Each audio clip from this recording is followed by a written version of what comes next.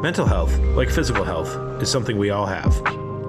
When we talk about mental health, it's usually about depression, anxiety, and thoughts of suicide. But what's not said is that it affects us all.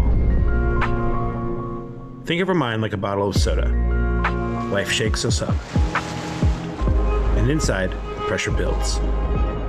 That pressure is looking for somewhere to go. And if we don't release it, it grows. It grows to the point where we can't enjoy the things we used to, we can't leave the house, or even get out of bed. We have to find moments to open up and release it. It can be as small as sitting still and taking a deep breath. When we talk to each other about what's bothering us, the cap comes off and pressure releases. Forget the stigma, all of us need to talk about our mental health. Start the conversation with hope for the day. We are in this together.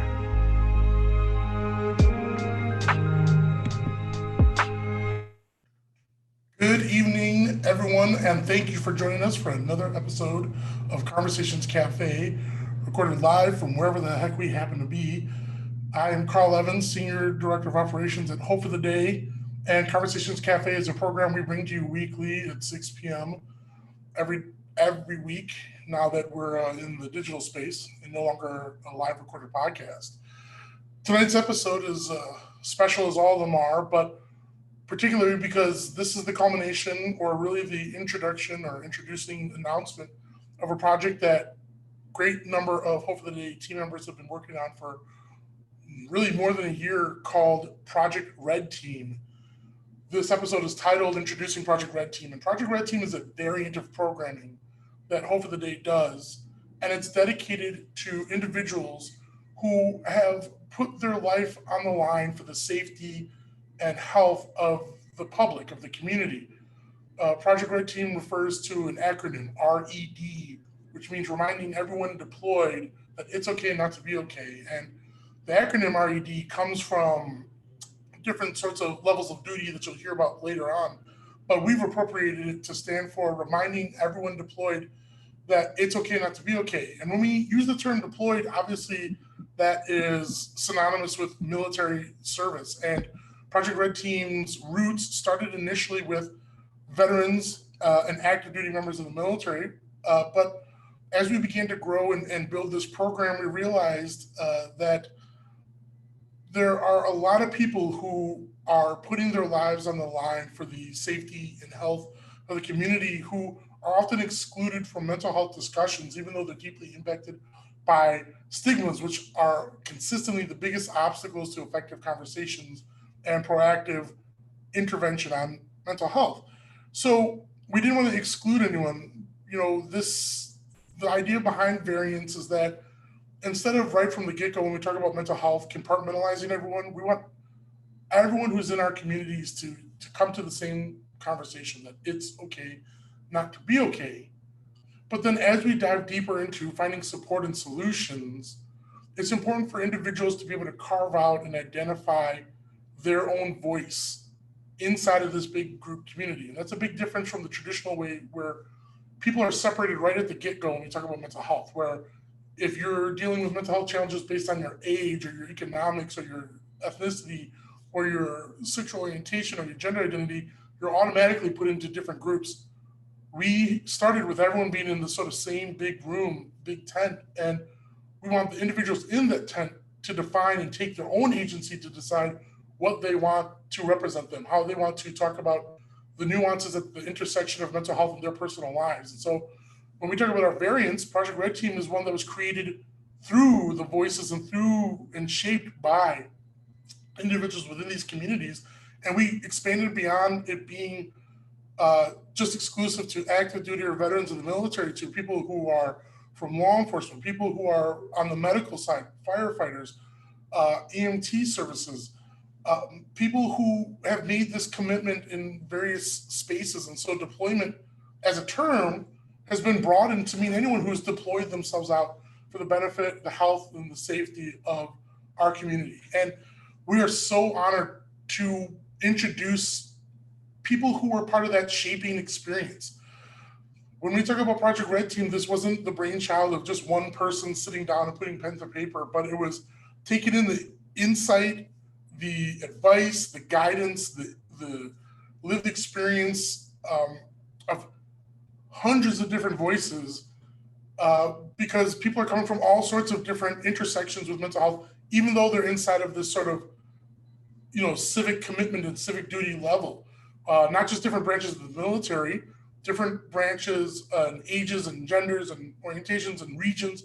So it took a lot to sort of build a program that was representative, credible and legitimate, reviewed and approved by our clinical advisory board, but also endorsed by founding members, people who have been with this program and shaping this program really from day one or for a very long time. And so tonight, without further ado, we're going to be introducing you to a number, not the only, but a number of people who were really sort of our founding team, people who contributed and donated their time and input and attitudes and have helped deeply shape and impact and develop where we were going to take Project R.E.D team, to give it a vision so that at the end of the day, what Project R.E.D team is delivering is not just a pretty logo, but customized education, an educational experience that's targeted for peers within these communities where people have made the commitment to put their lives on the line for the safety and health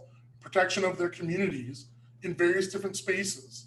So our guests tonight are all individuals who intersect with that experience and come from the different facets, and you're going to hear all about that tonight. So first I want to introduce our co-host tonight, someone who has been a founding architect of this program, hopefully today's education leader, Mike Vinopal. So we're going to make sure we can see Mike and hear Mike. Hello, Mike. And for you regular Conversation Cafe attendees, Mike is also critical to supporting and producing these episodes. So you've definitely heard and seen Mike before, but hey, Mike, good to see you. Hey guys, good evening. So glad to be with you. We're glad to have you on, good buddy. And so now what I'm going to do is first introduce our guests for tonight, and then we're going to hear a little bit more from them and talk Project R.E.D the rest of the night. Super excited for this episode. So first, it's kind of a random order. First, we're going to bring on, we've got Kris Lundgren here. Make sure we can hear you and we can see you, Mr. Lundgren. Here comes Kris. Oh yeah. Can we see? Oh, that's There's Kris. Kris. Good to see you. Next, we've got Alia. Alia. Let's take that video. Here comes Alia. All right, here she comes. There she Hello, is. Alia. We've got Al Medina. Make sure we can see and hear Al. Al, how you doing there? Oh yeah, Al. Good evening, everyone. Okay, I'm unmuting you, Alia. Also, Josh Taylor. Mr. Taylor, make sure we can see you. Good old Josh, here we come. And Mr. Ryan Shannon. Let's see if we can. There's Josh. All right, make sure we can see everybody. What's up, everybody? Hello, Project R.E.D team members and squad. So, and we also expect another wonderful individual, Frank, to be joining us as well. But we brought you all on all at once. So let's do a quick round of introductions here of how you connect with Project R.E.D team, and give us a little bit brief about your current background. So let's start with Kris. Mr. Lundgren, I'm going to start right here. All right. Thanks, Carl. Thank you, Mike, for having me on here. Thank you, Mike, for including me with the creation and everything with Project R.E.D team. It's been exciting to work on this. So a little bit about myself for anybody that's seen the past if I went on, but I got involved with Hope for the Day about 4 years ago as a health educator in high school. It fit well with my curriculum and added a big part for proactive suicide prevention. But then we took it a step deeper at school and we started doing fundraisers, a fundraiser for veterans called Volley for Vets. And being a veteran's son, my dad was a World War II vet. It just fit really well, giving, paying respect to vets and having the idea of also including first responders with Project R.E.D team. It was just an awesome project to get involved with. So really excited about it. Josh Taylor, who you'll see here in a minute, we pre-launched this at the Disabled Patriot Fund annual concert before the quarantine hit, and the response was really well from the veteran community. So I'm excited to see where this goes, and this is a living, breathing project that just keeps changing and evolving with everything that we keep doing. So excited to be with you guys tonight. Thank you, Kris. And that was a pretty good lead into Mr. Taylor. Josh. Hi, everybody. Yeah, thanks for having me. This is awesome. I'm excited to finally launch this thing. We've been talking about it for as far as I've known Ryan and everybody, but yeah, it's kind of, it was about late 2019. I got connected with Ryan and Joel from Hope for the Day. Joel and I actually went to high school together. We're a couple years apart, but just kind of had connected friends through that. And he saw what I was doing, and I do a lot of stuff with veteran homelessness. I served for 12 years in the Air Force, got out in 2015. Had some mental health issues myself, and in 2017, right after my mom passed, I had a couple episodes myself where I tried to take my own life within a week, and at the end of that, I just realized okay, let's figure something out. And I made the first step and just asked for help and checked myself into an inpatient facility to get back on my feet, and the VA's helped me a lot. And right now, since then, I've been doing a lot of stuff advocating for veteran homelessness. It's something that I experienced, unfortunately, because of my situation, my mental health crisis. It caused me to seek homeless shelter services for about 5 months to get put back on my feet. So that's where a lot of my time and efforts are these days. And I was very thrilled to meet Ryan, kind of be introduced to the bones of what Project R.E.D team was kind of conceptualizing into, and just excited to see where it goes.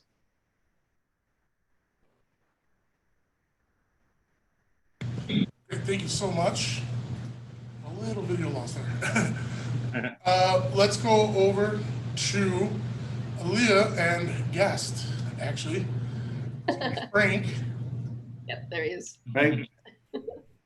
I got introduced. My name is Alia, and thank you guys for letting me be on tonight. I am Frank's wife, and I got introduced to Hope for the Day about 6 years ago. One of my really good friends, Mike, who has been very involved with Hope for the Day, got me involved. And I think the first time I ever met Carl and Johnny and everybody would have been at one of the Art Gives Me Hopes many years ago. And I just found that really intriguing. And it kind of was, all the things were going to a good cause. And I just really, really liked the message that everybody at Hope for the Day was sharing. And so I got more involved and volunteered lots of different things with Mike and without Mike.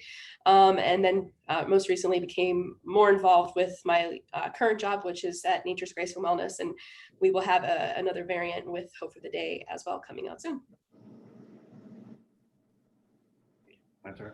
All right. I'm Frank Reichert.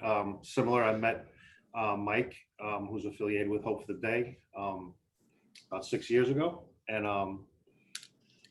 he's really technically opened my eyes a lot about maybe even issues that I had about stigma and understanding my own mental health issues. Still going through it, still having the stigma part of it kind of with me, but he's working on me. And inviting me onto Project R.E.D team has been very eye-opening. So I'm looking forward to more opportunities with you guys. Hell yeah. I mean, I would definitely speak to the fact that you guys have been just amazing. I want to introduce Al Medina next, joining us from the Chicago Fire Department, the Quinn Fire Academy, where he is an instructor, and he's had quite a career in first response. So Al, why don't you introduce yourself? Al, I think you're on mute still. Let me. I got it. There you go, buddy. A little better? Yeah, you're all good now. Okay. Yeah. Like Mike was saying, I actually seen Johnny, the CEO of Hope for the Day, on one of the morning shows here in Chicago, obviously. And when I seen that, I noticed that the coffee shop was in the city, so I decided to visit it. I got introduced to Mike, and he met me at the shop. We sat down, talked about, we shared our own, mental challenges, mental issues that we had and experienced. And, I think we hit it off. Mike can agree, pretty quick. Oh, hell yeah. We hit it off fairly well. He's seen where I came from as far as the job and what we see and things of that nature. And he invited me to a conversation cafe before with two police officers, and it was a great experience just to be asked. I wouldn't mind being in the audience, but he asked me to be involved. I was involved with it. And now this Project R.E.D, just to be, again, to be a part of this. I didn't serve in the military, but my dad and my two brothers did, probably over 35 years of experience as far as veterans. So I know the struggles that they go through, and to be a part of this, I want to help out any way I can. Thanks for inviting me. What's beautiful about that is that you guys are part of bringing those worlds together, addressing that first responders also are often in dangerous positions that can impact your mental health in pretty significant ways. So thank you very much for sharing, Al. And anybody listening or watching right now or later, you can check out that episode that Al was featured on from last October.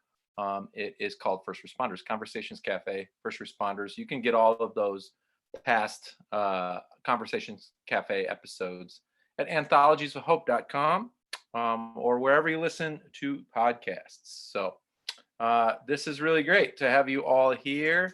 Let's see.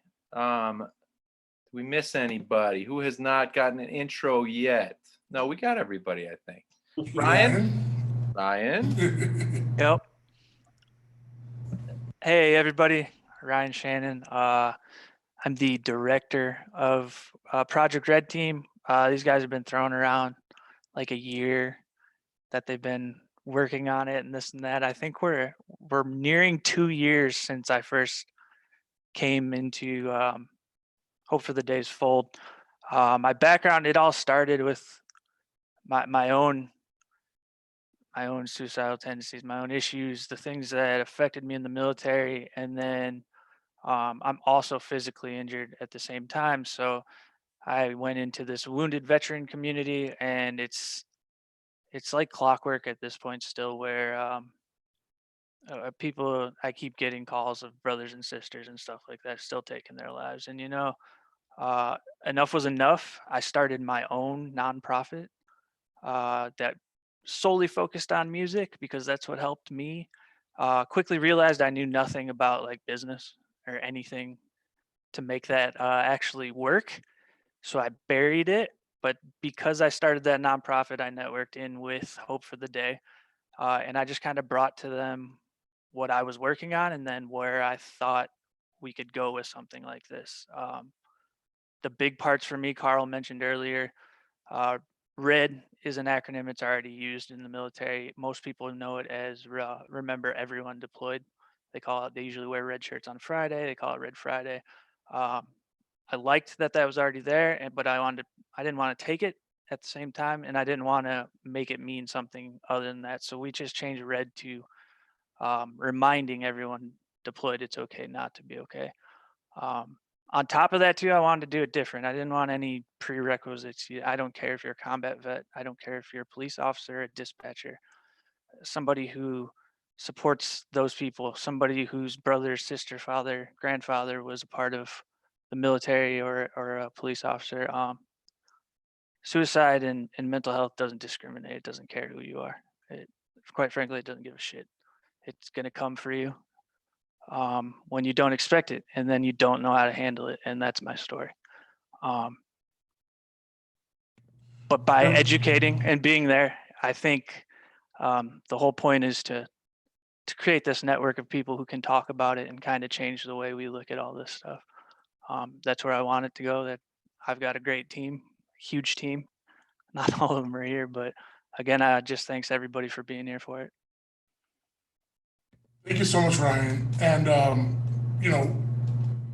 lot of this is a team effort, and there's a lot of hands that have come in different places. We obviously didn't have a chance to put any of our clinical advisors on, but I did want to give a special hat tip out to you, Ryan, as sort of being one of the OGs on this long road with us. It's been a while. And that kind of leads into the next thing here is that talking about, it's not just about being cynical when people talk about first responders, veterans, people who've made a commitment to the duty of the community, the safety and health of the community. It's not just that we're worried about, like, there might be people who take advantage of that situation for less than honorable causes. We were really concerned about making sure that it's credible. There's a lot of conversations in all of the mental health spaces, and Hope for the Day's role has always been trying to make sure that we're providing something serious and substantive. When it comes to Project R.E.D team, when we talked about actually having education, because we didn't want this to just be like a logo and a shirt and, hey, hoorah, and here's a wristband. But we really wanted to put something serious out there. And we're not, Hope for the Day is not direct services, but we want to be a bridge to it. That came down to listening to folks like everyone who you all watching at home or wherever see on screen right now was listening to what is actually needed, what is not said, and more importantly, what needs to be heard. Because we found that, you can give somebody a resource card. But the problem is that, one, there's no guarantee that they're going to use the resources on that card when they need it. And two, a lot of times when people take resources, they might take the resources like at a public event or concert or whatever, they might take the resources because they've already had an experience with mental health. So what we found doing outreach and education is that there's two big things we always have to encounter. One, people need to learn both how to have a conversation and also when to have the conversation.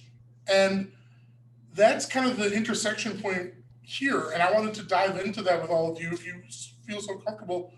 I'd like with you all to sort of share, you connected with Hope for the Day for one reason or another, but what gave you the sort of inspiration or what sort of compelled you all to follow along and stick with Project R.E.D team as opposed to just sort of supporting, in the air. So that's really sort of talking about like, what do you feel you can bring? What do you feel your intersection with Project R.E.D team is and how that really directly connects? And Ryan, you shared a little bit, and we'll circle back to it, but let's start with, we'll go with Josh, and then sort of make a loop around. If Josh wanted to sort of talk about why you wanted to get even more enhanced involved with Project R.E.D team. Yeah, absolutely. Thanks, Carl.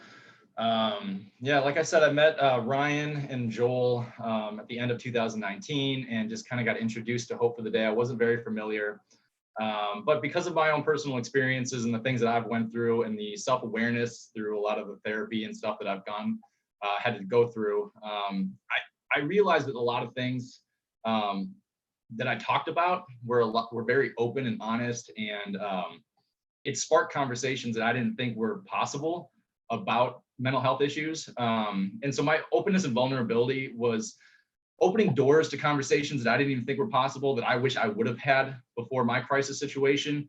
But it also it's aligned with a lot of my healing as well, is being able to talk about my experience, and if it helps in any way whatsoever to the person that's receiving my story, that makes me feel better about myself, that there could be one less person that will experience some of the feelings and thoughts that I had to experience to get to where I got to start actually healing. So when Ryan and Joel came along with Project R.E.D team and kind of gave me the breakdown of what their vision was, I was all on board. I said, you know, I experienced a lot of things that a lot of unfortunate veterans do experience. I made it out of it. Some of us don't. And I want to help as many get through the tough times that like I had to go through, or at least prevent them if any way possible. Identify things, you know, happening to yourself and the thought patterns that you're doing, and being able to say, okay, here's a little red flag I got to put. Let's do something different and change the thought pattern. And, you know, when Ryan presented this to me, I was like 100% on board. You know, this is right up my alley to what I want to do with my passion in life, is giving back to veterans, but also having these conversations that sometimes are uncomfortable, and especially in the veteran community. Thank you for sharing that. And Josh, before we move on, I'd like to know, so either what would be an example of sort of something that you discovered you didn't want to say, and maybe, and you can't speak for everyone, right? But what would be something you've observed other veterans hesitate to talk about? Like, what's the...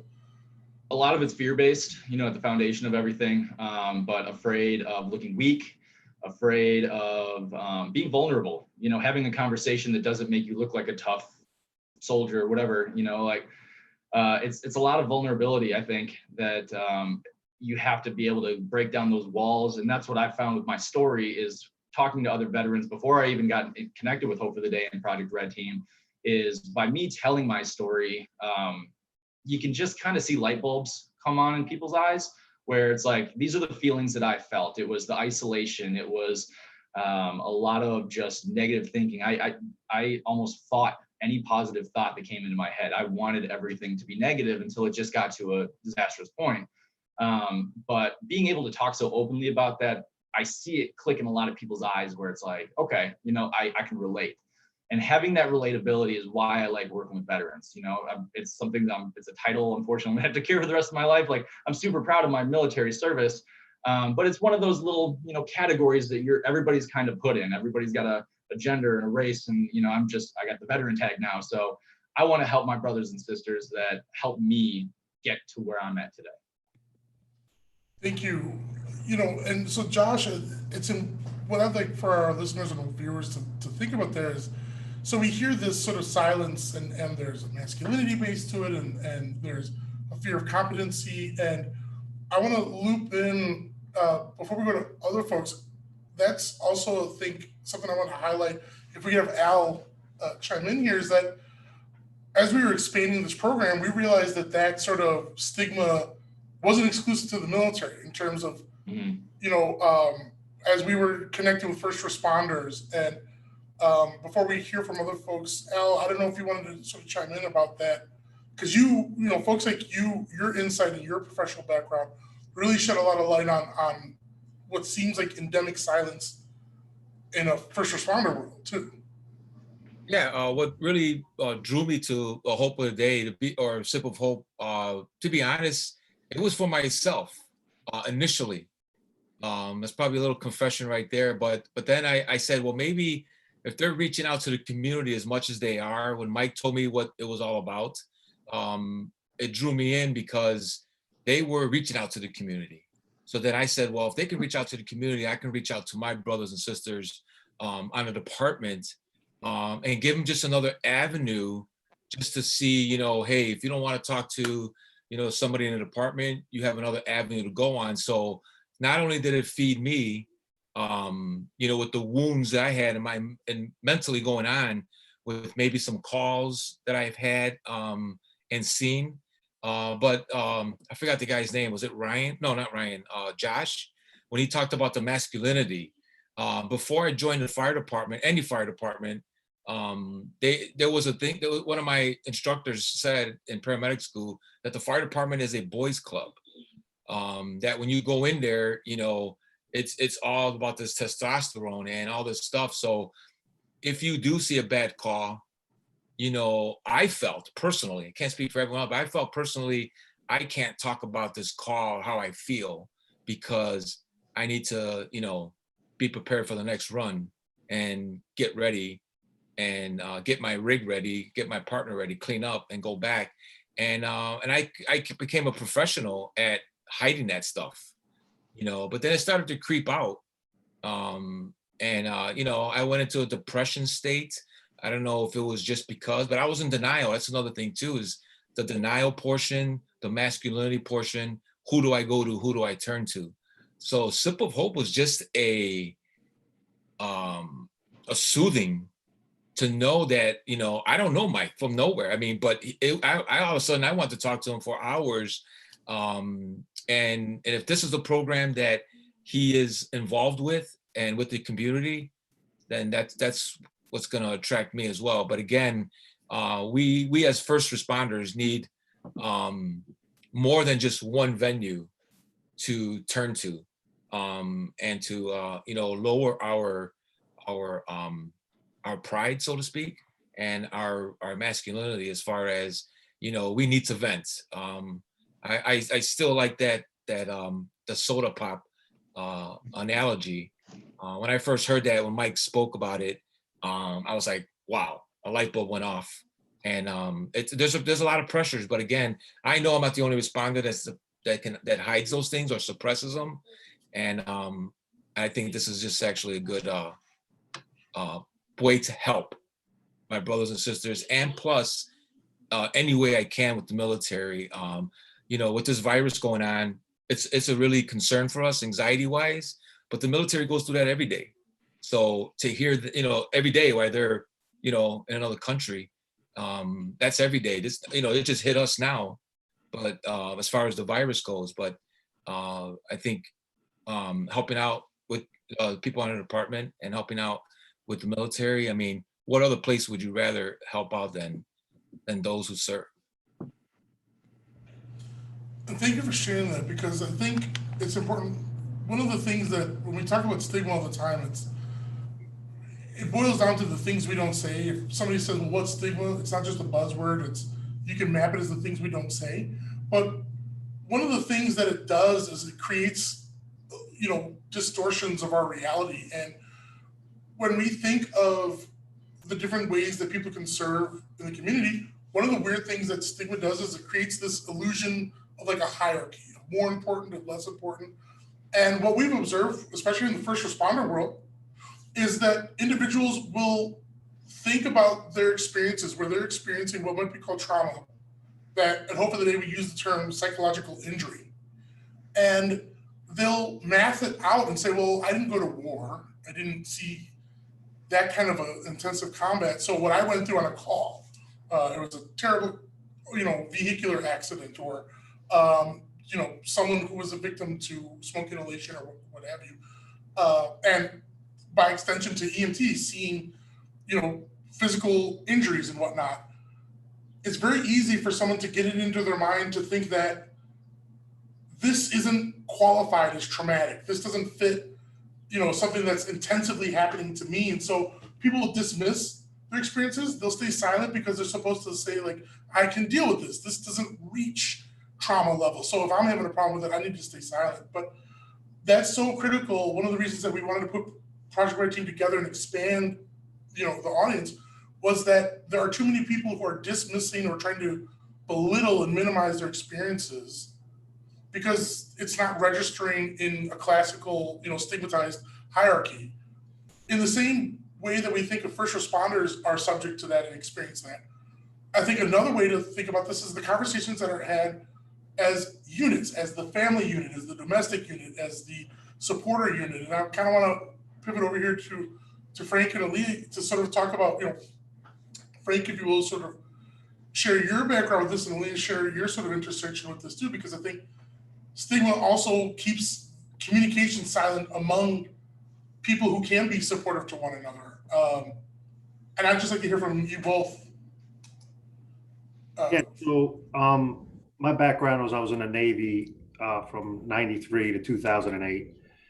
During that time, I did like a 3-4 years as a police officer in the middle of it in New Jersey during 9/11. So when I think about Project R.E.D team and where I want to benefit from it is I still have, I guess you can say, a stigma about myself, even stigma about other people, right? So I'm not broken into, I'm learning, but I haven't broken into maybe being upfront with how I feel or my emotions or how it all goes down. I kind of use detachment really well. I focus on detachment, and I can easily block out if like something's annoying me, either a person or myself. It's like I'll squash it, and then one day I have mental breakdown or something like that, and it's just I can't adapt. So it's a struggle for me. I'm working through it. I think with Project R.E.D team and everything I've been talking with Hope for the Day has opened my eyes to a lot of things, and getting the confidence out to hopefully spread your guys' message to other people to help them with the issues that I'm going through right now will be a big learning experience and confidence builder for myself. So I guess that's the point of view I'm coming from, where I would like to be a part of this Project R.E.D team. Also, it's definitely brought struggles for me and Alia. Like, we've probably been together over 20 years now, and she was with me even back when I was in the Navy and after the Navy, and she could probably talk more about it now. I might be light on how it was, but she's definitely seen me at some pretty poor times and pretty low times, and has always been there. So maybe you could speak more to the family part of it. Yeah, I'm done.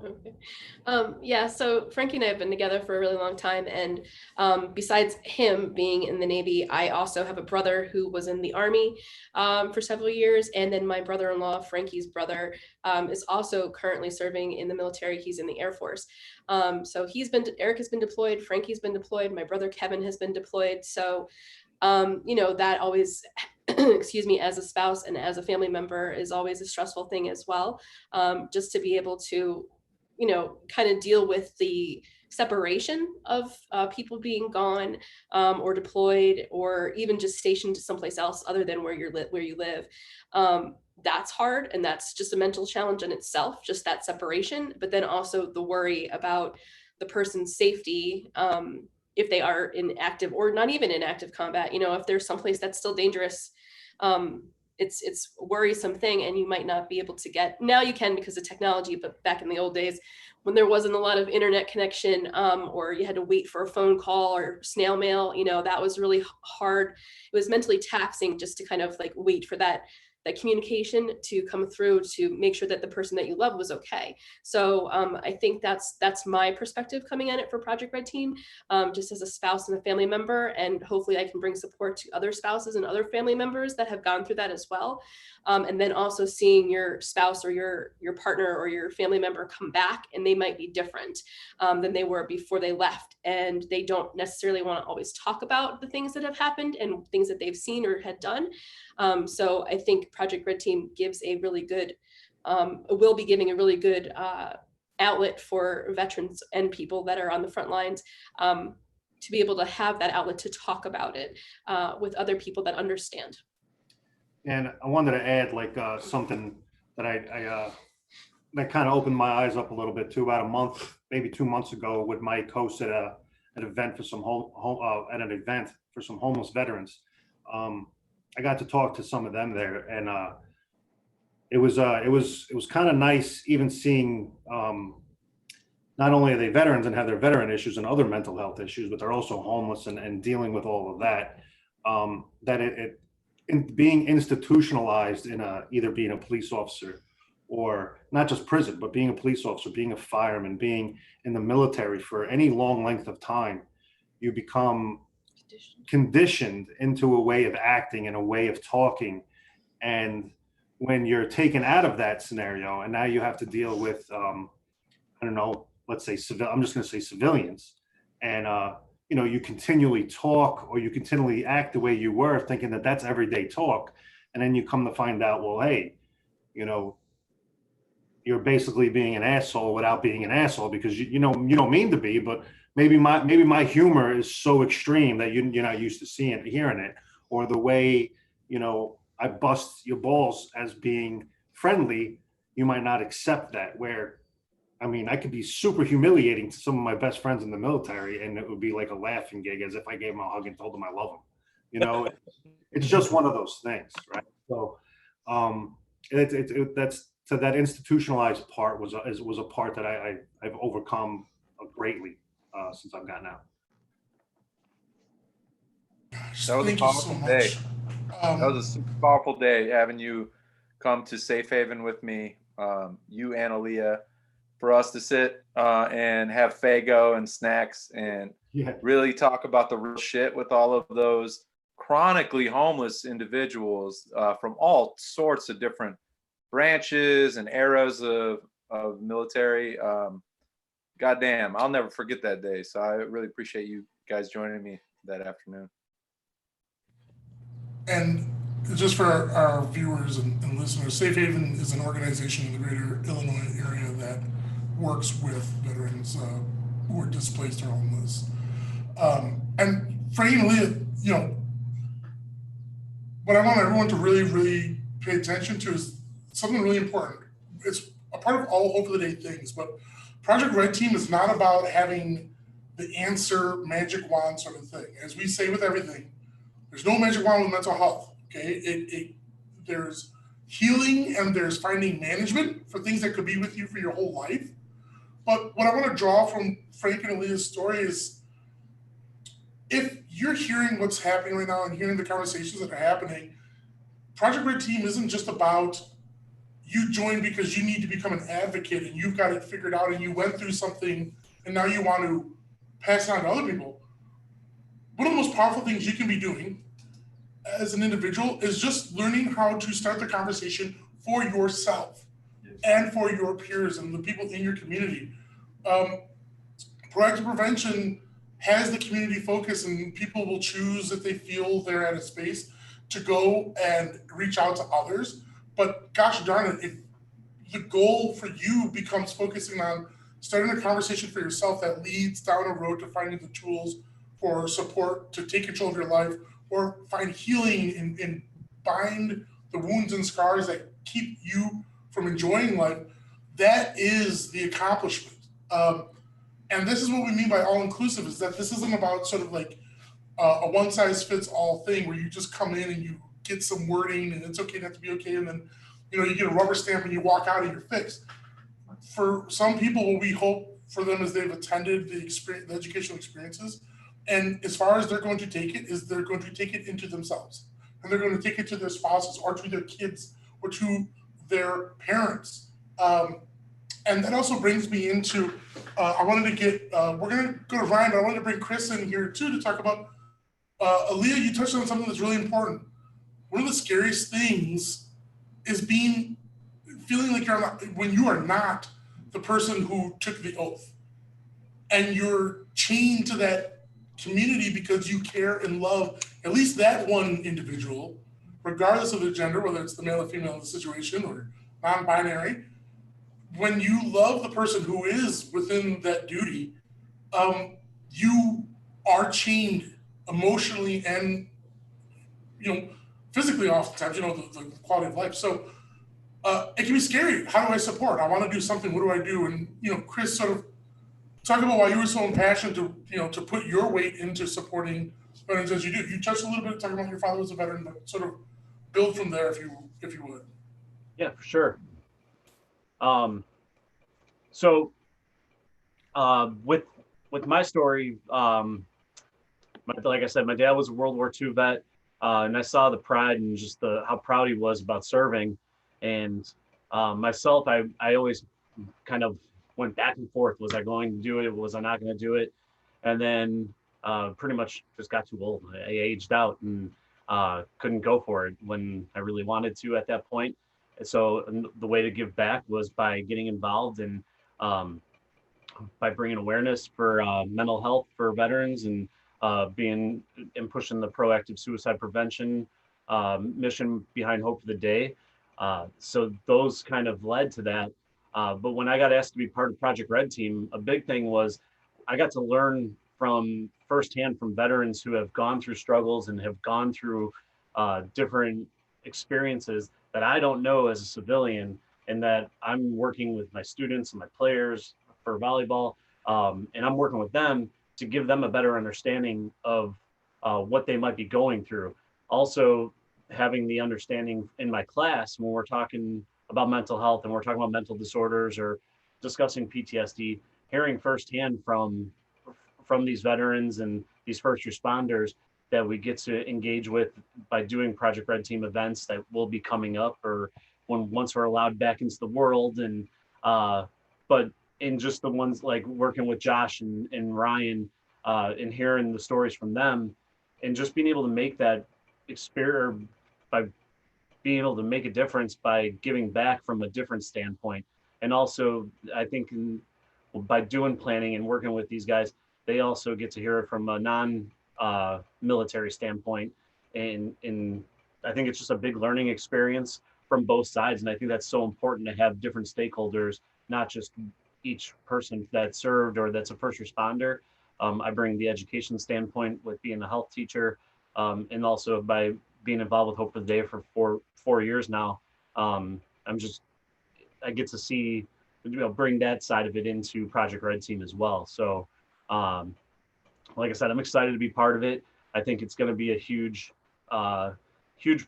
program, and just keep learning and keep pushing here. So. Thank you, Kris. And one of the things that, from your experience, we were really excited about having you on board is that Hope for the Day's mission, proactive prevention. We want to start these conversations before it adversely impacts our lives. But we know stigma has existed long before there was us, long before there was social media, long before we were around. Stigma's been inherited and passed down for centuries and so on and so forth. But the bigger point is that we're living in societies that are still buried or inundated under the stigmas that Hope for the Day aspires to try and shred away and dissolve and dispel. And that's a big picture process, right? Well, one of the ways that we seriously do this, one of the ways that we credibly do this beyond it just being a sort of, billboard, is that if you bringing proactive education into the high school level, bringing education to youth, bringing education to potential future family members, spouses, and other people who will form the support communities, bringing a destigmatized understanding of mental health up front. Think about any kid who walked into your high school class, got the proactive prevention message, and maybe decides to stand up and serve. Maybe they become an EMT, maybe they become fire, maybe they become law enforcement, maybe they go into service. And they bring that mindset with them so that there can be any number of things that become psychological injuries. It's not just always depicted, and I hope everyone's paying attention. We don't want you to think that it's just one thing that qualifies for trauma. A Hollywood depiction would say you had to see, it had to be a Vietnam, bullets flying everywhere kind of a thing. And I'm not trying to be insensitive about that, but that, for a very long time, that's what qualified for, at a clinical level. If you didn't see that sort of open fire conflict situation, you weren't experiencing or qualified to have a level of trauma. That things you were seeing or hearing or something that was less visible couldn't possibly register as trauma. So having individuals understand that psychological injury and impacts on your mental health don't fit one little box, and it has to be a conversation you're having internally, can save lives. because there's too many people who are finding themselves in harm or far lethal realities in a silence. And I think that's also something that's highlighted, Ryan, from your experiences, in that you didn't have a one size fits all experience, as none of you have. Frank sharing the diversity between, naval experience and law enforcement and opening all these doors, and Al, between fire and EMS, and Josh going from the idea that you're sitting in your own sort of headspace. You may not be able to appreciate that if I didn't see, certain levels of interaction, maybe what I'm going through doesn't fit. But Ryan, I think because you spent a lot of time sort of talking about how your experiences have had different phases to it too, I think it's important for people to understand, because what constitutes a psychological injury, what constitutes harm, isn't a linear. It's not. No, it's linear absolutely. path. It's, You wanted to touch on that a little bit. yeah, I mean, I fought a fire in a submarine, and I broke my foot at the beach. I eventually lost most of the use of my foot and ankle. I have to walk with a prosthetic device now. And like I said, I fought a fire on a submarine, and I went through a lot of bad things it took me 2 years of my wife telling me almost daily, "Hey, you got to go talk to somebody, something's wrong." And I had a top secret security clearance. I had to stand watch with a gun. If I brought up my mental health, those two things were definitely going away, which means I'm no longer helpful to the dude standing next to me, and I can't do my job anymore. So yeah, like, it wasn't bullets flying at me. It wasn't being blown up. It wasn't any of that stuff. It was weird. I stigmatized myself for years and years. That people are getting shot at. People are getting blown up. Why the hell does fighting this fire or broken foot, why is that affecting me this way? And everybody today has said everything I've been saying for a long, long time. When I came home from when I came home and I was injured, that's not the dude my wife married. He's gone. That's not who my mom and dad said goodbye to.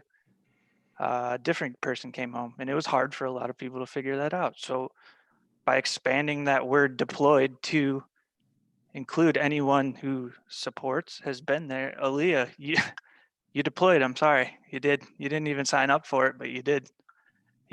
And it's important to recognize that, because like I said in the beginning, man, suicide does not care. Doesn't care. Mental health issues, trauma, things like that. I have a pain injury. My brain thinks my foot's broken right now for the rest of my life. That's how it's going to be. So if you were to ask me on a scale of 1 to 10 what your pain is, which everyone on this call has heard multiple times, I'm sure, I'm going to tell you a 4, but for Kris, it could be a 3. For Alia, it might be a 2. Carl, it might be a 10 for you, And that's the same thing with mental health and stigma and trauma and all those things, is that it's not the same for everybody. If it was, it'd be easy to cure. We wouldn't be sitting here, and there'd be no need for any of this. But it's not. You can't cure it. So we'll do what most of everyone in here knows how to do, is we're going to fight it. We're going to fight it like it's a fire, like a building on fire. We're going to fight it like it's bad guys coming for us, however you want to look at it, And that's the biggest thing for me, is I don't want any prerequisites for any of this, because it doesn't matter. It'll come for you. And if you're willing to go out every day to help your community, whether that be firemen, nurses, dispatchers, military, veterans, anybody, and you're going through something, come talk to us, please. That's what we want. That's what we're here for. And everybody here is great ambassadors for what we're trying to do here, which is bring that number down and really do something about this. Thank you. And Josh, you had a thing you wanted to sound off there real quick.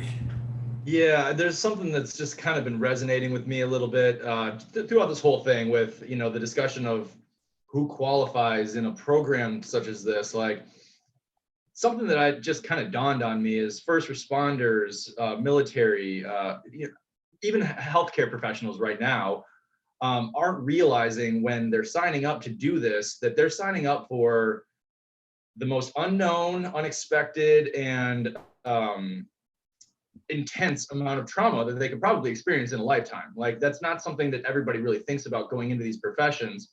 And while in these professions, whether it's, you know, the alpha male mentality of the fire department or the police department and the things they have to see in their own community on a daily basis and have to come home and live in that community, to military personnel, what a lot of us have experienced, we didn't realize that, like, how calloused we were to trauma. You know, we were just kind of experienced, like, you know, thrown in the fire, figure it out, get better. And when it comes to mental health, and I can only speak for myself personally, but I feel like this resonates to a lot of veterans, is you lean on that callousness, especially as a male. That I can only speak from my own personal experience, but as a male veteran, it's that callousness and that, okay, I've gotten through this. I've, you know, the fire on the sub, and, you know, just bullets flying or seeing the worst tragedies that anybody can possibly see. You build up this callousness because of your training in whatever field that you're in, that you can handle any type of situation. You try to trick your brain. And it's when you start doing that, and you're not having those conversations and you're thinking you're tough enough to just get through another situation that is like that. Like Ryan said, mental health does not discriminate, and it will creep up whenever it decides to poke its ugly head. And we just want everybody to be as prepared as possible for when that beast does show its head, because it's inside of all of us. And if we're not prepared for it, we're not going to be able to respond appropriately. And I love this community of first responders and people who have experienced a lot of trauma in their lives, whether it be professionally or personally. We've all experienced some things and have a common bond to be able to understand and relate to each other and have conversations that, you know, should have been going on for a long time within our community. Thank you so much for sharing that, Josh. That is absolutely critical for people to hear, because what people need to understand at home is that stigma ultimately comes from a false belief that when it comes to our mental health, and I'll use the terms thoughts, feelings, and emotions, all of that, okay, it was for the longest time believed that our thoughts, feelings, and emotions were 110% under our personal control. So when we talk about mental health, what's been inherited for a millennia forward, there's a fan going on, what's been passed down for a millennia plus is the belief that anything that has to do with disrupting your ability to function, perform, interact, communicate, et cetera, has been a reflection of your inabilities to take control of something. So mental health and mental health challenges in a stigmatized world is about a threat or a reflection of your competency. All the fancy words and all the other stuff, you know, weakness and shame and all this kind of stuff, those come out of the root of a threat to competency. Now, if there's the civilian world, you want to be competent as a teacher, as a parent, as a lover, as a mother, brother, as a hip hop artist, as a mechanic, et cetera, et cetera. And you hide anything you can to threaten the view that you're competent or not competent at something. Well, now take the idea of appearing or being competent and math it into what's required or asked of you to serve at a civic level, where your brand is competency, whether it's EMS, being law enforcement, being fire, being a surgeon, nurse, being a soldier, Navy, Marines, Army. It does not matter. In any one of those fields, you live and die by your competency, by your functionality. And if there's anything to suggest you are not fully functional, it's almost a matter of your livelihood that you need to hide that. And this is just sort of us trying to take all the fancy words out of it, that mental health and hiding mental health is about trying to protect the outward appearance of your competency. And Josh, what you were talking about is something that everyone needs to understand. The human mind is complex and there's genetic factors and all these different things. But it's okay to talk about the mind a little bit in mechanics, in that, Josh, you mentioned something that's very, very, very critical for people to take home. Being operationally capable, okay, and making sure you have your edge and your ability to function, you need a level of resilience. And resilience is a bounce back, that you experience something that hurts or it creates an intense strain and you can come back from it. And the problem is that resilience in the stigma, the traditional way, has been to just ignore it. And it's like being a set of brake pads, just grinding it out and running it to failure. And really, the best form of resiliency is being able to absorb and release and, start again. That's why we use the soda bottle, because the pressure can build and you valve out that pressure, and it doesn't remove that there's a problem in front of you. It just resets your brain in an ability to focus on it effectively. And there's too many people who believe in the stigmatized version of mental health where pressure needs to build and you build the container and you reinforce the container to deal with the pressure. I never try to valve out that pressure.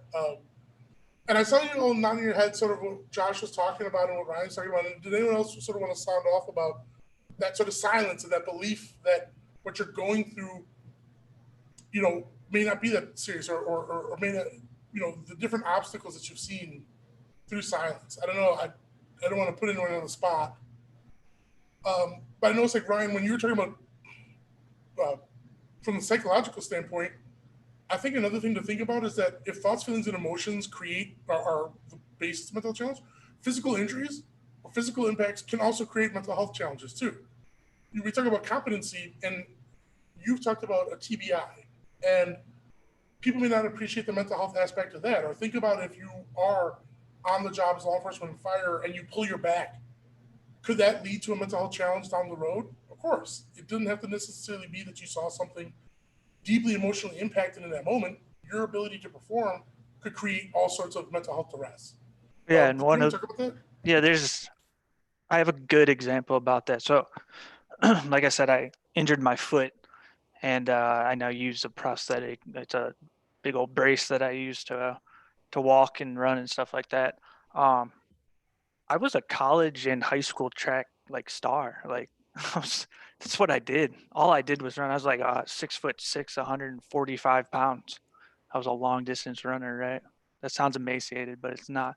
But for me, my whole life, that was an outlet for me. I could put music on and I could go run. And then a doctor came in and said, we didn't catch this thing in time. You have this rare condition. You're never going to run again. And walking is going to be difficult for the rest of your life. And they took a valve. They took it and just my biggest valve, and they just got rid of it. And so then not only did that happen, but now I'm finally understanding all the stuff related with the fire. I'm starting to remember and relate to a brain injury I had, all these things, and they all just compounded into this one. It's just a ball, a mess. But the final phase was that the physical injury, and now I no longer had my outlet. I couldn't go run. So it all just started creeping and building, and I didn't know how to handle it. But you're right. That not only did it take my outlet, but it changed my identity. It changed who I was. And now I'm no longer fit to serve because of this. And you can't be in the Navy if you don't go on a boat or a ship, So it was a big problem. And everybody who's serving wears that uniform every day. Nobody really warns you about the day you take the uniform off and now it's not there anymore. It's our, as corny as this is going to sound, it's our superhero costume,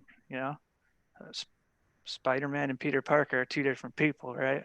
So Ryan in uniform and Ryan outside of uniform were two very different people too. I felt my power and my purpose was gone. That's a big deal. And then with transition, I could go on forever about transition, but if you come out of the military at 26, 27, and then you go to college, that's a whole other beast in itself, If you come out just safe, no injuries, nothing, and you go straight into college, now you're in a whole other paradigm too. There's 1,000 things from first responder community all the way to the veteran community and the military members and the special forces and all those people. We're all going to experience different things, which means we're all going to have our different traumas and things like that, you know. I know I'm kind of getting off track. I get excited about this, so I apologize for all that, guys. But yeah, I mean, physical injury, same thing.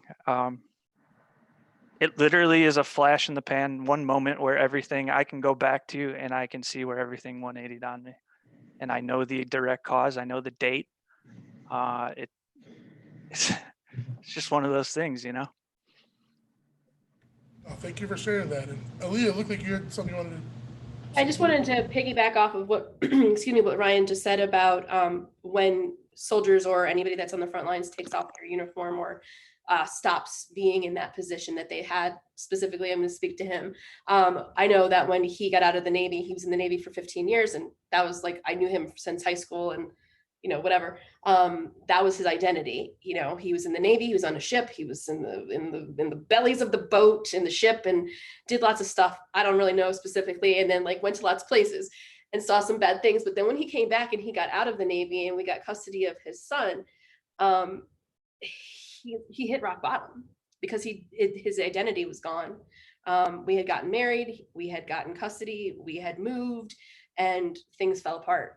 And it hit rock bottom, and he had a hard time adjusting to civilian life, and just being in the everyday world, not being on a ship with the same people all the time and having that camaraderie, and you know, was kind of like left alone. And they don't show anybody or tell anybody what they're gonna, how they can, you know, be reacclimated to what we call regular society, you know, and it took a while for him, I think, to find his groove. And now he's good. He's, you know, finding his groove. He's, you know, can participate with the regular folk, and you know, but sometimes, but you know, I mean, still has his challenges, as do I. But you know, I think that that's definitely a huge factor as well when you are all of a sudden taken out of that comfort zone that you've been in, either by choice or by injury, or you know, I think that that's hard for anybody to reacclimate themselves after you lose your identity of what you've learned and what you've deemed yourself to be for so many years.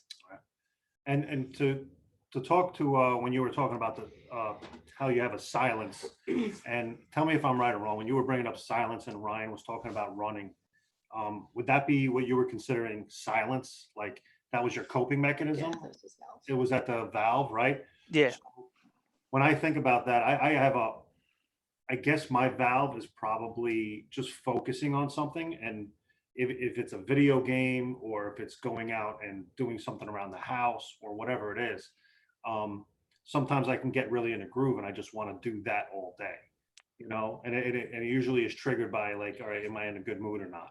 If I'm not in a good mood, it's probably going to be where am I going to be in the house all day? Then I'm not in a good mood. If I'm outside working in the yard, I'm probably in a great mood, right? Alia would go out sometimes to some great shows and some hanging out with some good people. And if I'm not in the mood, I'm not going out, you know? And something somebody told me one time there, he was like, if he's not doing something all day long, he gets stuck in his own head. So he has to constantly find something to do all day to make himself proud and to do this. And I've kind of been trying to practice that a little bit, to where if I'm feeling down and out, it's like, get off your ass, go out and do something that, you know, you wanted to do, you know, just go do it, you know, even if it fails, just go do it. It's better than sitting around and just thinking about it all day. You know, I'm definitely not a runner, all right? But Me neither, buddy. Me yeah, neither. but I mean, not for nothing, like even mowing the lawn, I kind of enjoy that, you know, it's like, I don't mind it. So it's things like that. And it's a good way to put it, as like your silence or your valve. I like that. So Yeah, thank you for sharing that too, because, you know, Frank, I want folks, you know, to think about this for a second. Valving as a concept we use as a tool that it's not just there to check when you're at risk, you know, you feel so full of pressure that you can't valve it out anymore, and that's when you should reach out for professional support. But valving is the day-to-day self-care also, and it's not the same for everyone. If we told everyone, hey, let me tell you, Frank, your answer is in bath bombs, going for a run, yoga, and some Enya. Enya might work and the bath might work, but the running and the yoga may be like BS, right? Mowing the lawn, and I want everyone who's listening or watching this to really think about this. Mowing the lawn could actually be tremendously therapeutic to you in a way.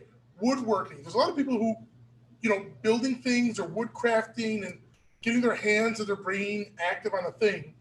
Gaming, okay, building a computer tower, they might think, well, that's mental health care. That's a valve. It needs to be like finding my chakras and or talk therapy. But clinical things are clinical things. But like what a valve is something that gives you a sense of fulfillment and agency. And it's not your imagination. And I'm speaking very much in a non-clinical sense here.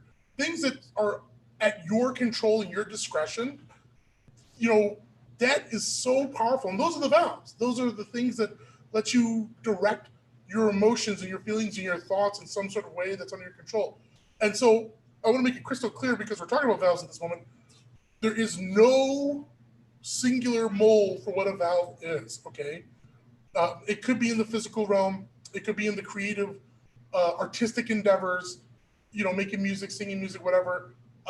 It could look like something I haven't even thought of before, skipping rocks on the water. This is got to be something that's organic to you. We talk about this thing of you need to meet people where they are and not where you expect them to be. And when we talk about valves, at Hope of the Day, it's less trying to tell people your valve is this, and more asking, well, what the hell do you like to do? What even if it's just one little thing. And Josh and Al, I wanted to sort of rope you in here. I saw your heads nodding a lot. I want to talk about this idea of like the uniform coming off and identity. And first go to Al and then to Josh. But Al, I think this extends into, and Frank, you kind of touched on it, from the law enforcement side as well, although you spend more time talking about it from the Navy. But Al, do you kind of connect with that idea of like, you put the uniform on as fire or as EMS, EMT, that's an identity, and what happens when you come home at night, or what happens if you retire or move on? Yeah, that's interesting. I always say that a lot of guys that get into this job as far as the fire department, you got two kinds of people. You got some that want to be a fireman or a paramedic since they were kids, and you got some who just fell into it, so to speak. I'm one of those guys that fell into it. I didn't want to be a paramedic or firefighter until I was 30 years old, believe it or not. And then you got that guy that's wanted to be a fireman since he was 10.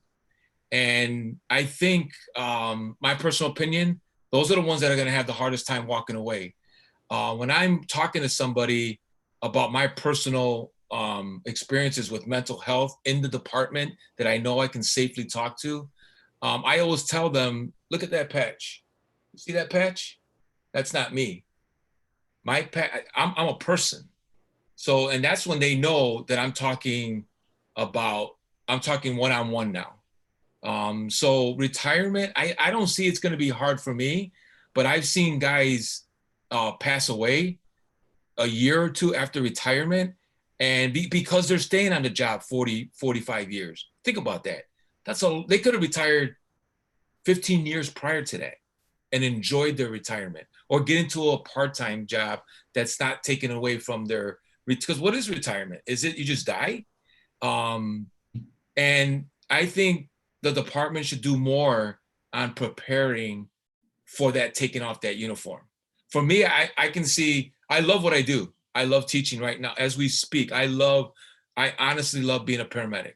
I love teaching people. I enjoy that. But 5-6 years from now, I don't look forward to retirement, but I believe I can take that uniform off with no problem, because I'm already preparing myself now before it happens.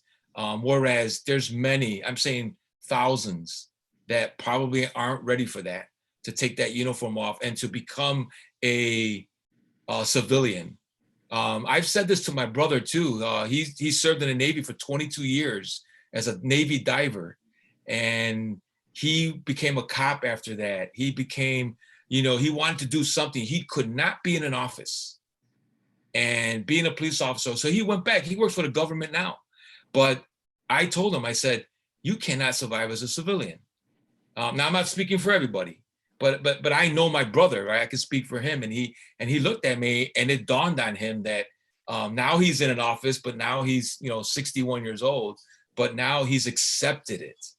But him taking off that uniform was very, very tough for him. He was having, emotional problems. He was having family problems, marriage problems, the communication with his family. I seen it. I personally, because I can, as most of you maybe can relate to, you can get real with somebody in your family. Well, I can get real with him, and he can get real with me without hurting our feelings. And I told him one day, hey, I didn't tell him, hey, you can't take that uniform off. I just told him he couldn't survive as a civilian. And it dawned on him that it gave him something to think about mentally. And with me, I think I can, not because I'm not proud of being a member of the fire department. It's just preparing myself, mentally. When that day comes, I'll miss the camaraderie, but it's not my life. I don't know if that makes sense. I don't know if that answers. Oh, that does. That does. And I think that's that mental preparation. That's part of one of the different types of discussions that needs to be had. Again, when we're talking about mental health challenges and why it can't just be exclusive to thinking that it has to be an active taking an incoming contact or some sort of combat scene, is that combating with identity and walking away from one environment into the civilian environment, which Ryan and Frank, you were explicitly talking about, that's a big deal for a lot of people. Not to be a jerk about it, but on average, consistently in American military history, roughly only about 2 to 3% of enlisted and active duty soldiers see what qualifies as, field combat, right? The majority are in service and support positions, but we know from mental health challenge rates, completion rates and things like that there are more than 2 or 3% of the military people reporting mental health challenges. So it's safe to extrapolate that learning to navigate a very regimented lifestyle into the civilian world is a big fracture point. And Josh, I wanted to ask you, so do you see the value in, well, I guess I'll just riff from the side of the uniform thing, really. Say that again, the value of like wearing the uniform? Well, I was going to go into something maybe a little different, but sort of just because you had sort of briefly brought it up before, but the idea of like you take the uniform off and now you're in the civilian world. So really piggybacking where Ryan and Frank had been touching on before. Yeah, no, ever since Ryan kind of identified like the whole identity thing, you do put that uniform on, and, probably 98% of the time you're always looked at as like, okay, like you have that level of competency, like you had mentioned earlier too. Okay, these are the people who have sworn to defend our freedoms. 98% of the time, it's received very well, and you're treated like almost like, I shouldn't say an upper class citizen, but you're treated with a little bit more respect than an average citizen. And it's the same way in the military, that you have mandatory courses that they provide for you, but it's all just these are the benefits that we have provided for you, and you have to go to that before you separate from the military. But once that door is closed, it's closed. Like there's not a checkup. There's not a, hey, how you doing? Unless you've got personal relationships, the Department of Defense has no more use for you anymore. And that identity, it doesn't matter who you were in the military, what you did, how badass you were, or what, slack job you did. The second that you take that uniform off and you transition to a civilian lifestyle, you have officially lost that identity. So every veteran at least has that commonality that we don't have the identity anymore that we once had, and that security blanket and that feeling of like, I'm doing something for the greater good. And then it's, you figure it out. Frank was talking about like different mentality of people that join, the fire department. And I always joke that there were 3 different people that joined the service. Doesn't matter which branch, but there's 3 different types of people. There's the hardcore patriot who wants to defend their country and put me to war, sir, that type of mentality. There's the ones that go in for the free education, the promises of all these benefits and healthcare and whatnot. And then there's a third person who had nothing else to do, like this is the best option. And so I kind of break everybody down in those three categories. I enlisted after 9/11. It was my sophomore year at college. I was going to DePaul and 9/11 happened. And I was appalled by the people who were enjoying that they had the day off and drinking and, just, it was a Tuesday, like everyone was like, oh, school's canceled. Cool, let's party. And I just felt so like just in my gut. And so I left college after my sophomore year, joined the Air Force and served 12 years that I'm very proud of.